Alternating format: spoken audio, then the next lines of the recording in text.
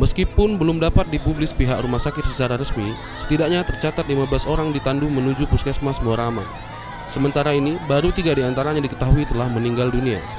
Informasi warga mengatakan, mereka kehabisan oksigen, diduga rusaknya blower yang biasa digunakan untuk membantu suplai oksigen dalam lubang penambang.